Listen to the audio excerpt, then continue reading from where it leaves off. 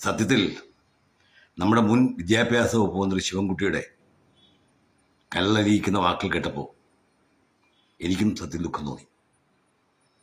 അദ്ദേഹം പറയുന്നത് നിങ്ങൾ കണ്ടില്ലേ, ചിക്കനും മട്ടനും ബീഫും പിന്നെ പശുവും താറാവും പോത്തും എല്ലാം കൂടി കഴിക്കുന്ന ഫോട്ടോ നിങ്ങൾ കണ്ടില്ലേ?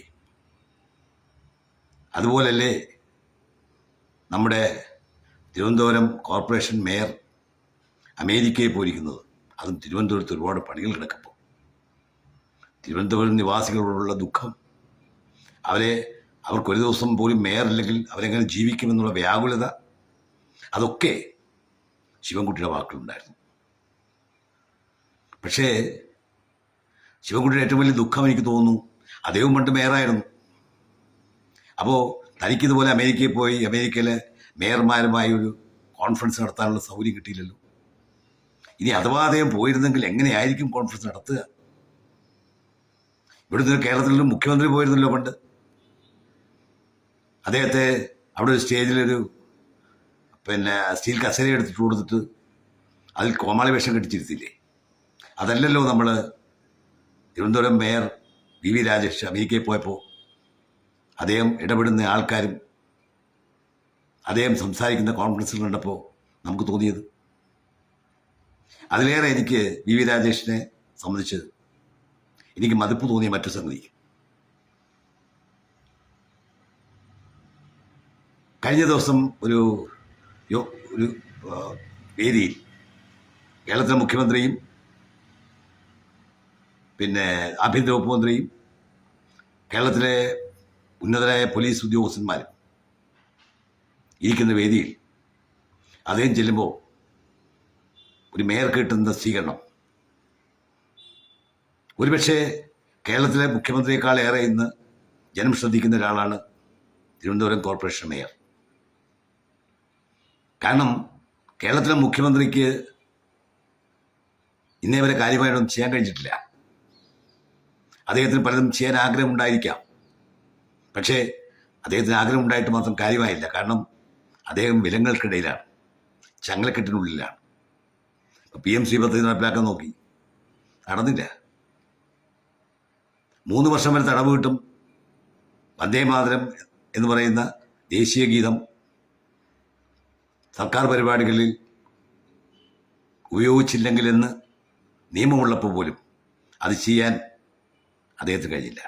കാരണം അദ്ദേഹത്തിൻ്റെ കയ്യിലും കാലിലും കിട്ടിയിരിക്കുന്ന വിലങ്ങളാണ്.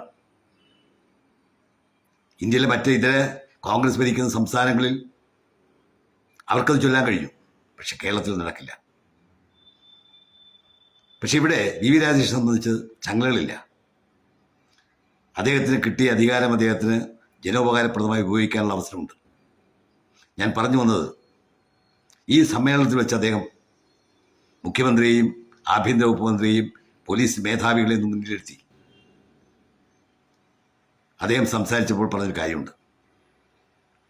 തിരുവനന്തപുരം കോർപ്പറേഷൻ്റെ ഉള്ളിൽ അവിടുത്തെ ഇടതുപക്ഷ അംഗങ്ങൾ നടത്തിയൊരു സമരം കോർപ്പറേഷൻ്റെ മേയർ അദ്ദേഹത്തിൻ്റെ ഔദ്യോഗിക ഓഫീസിലേക്ക് കടക്കാൻ പോലും കഴിയാത്ത വിധം നിറഞ്ഞിരുന്നുകൊണ്ട് നടത്തിയൊരു സമരം. ആ സമരത്തിനിടയിലേക്ക് കടന്നു വന്ന വി രാജേഷ് അവരെ തള്ളിമാറ്റി അദ്ദേഹത്തിൻ്റെ ഓഫീസിലേക്ക് കടക്കുകയും ഔദ്യോഗിക കൃത്യനിർവഹണം നടത്തുകയും ചെയ്തു.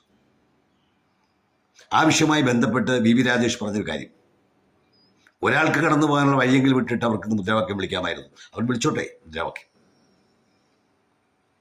പക്ഷേ അടുത്ത ദിവസം അറിയുന്നത് തിരുവനന്തപുരം കോർപ്പറേഷൻ മേയർ 1-ാം പ്രതിയായിട്ട് പോലീസ് FIR എടുത്തതാണ്.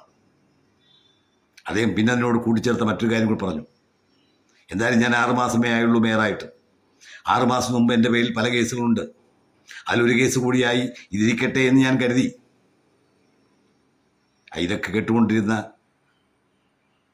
പോലീസ് ഉദ്യോഗസ്ഥന്മാരും ആഭ്യന്തര വകുപ്പ് മന്ത്രിയും മുഖ്യമന്ത്രിയും അവിടെ മുഖത്ത് മിന്നിമറഞ്ഞ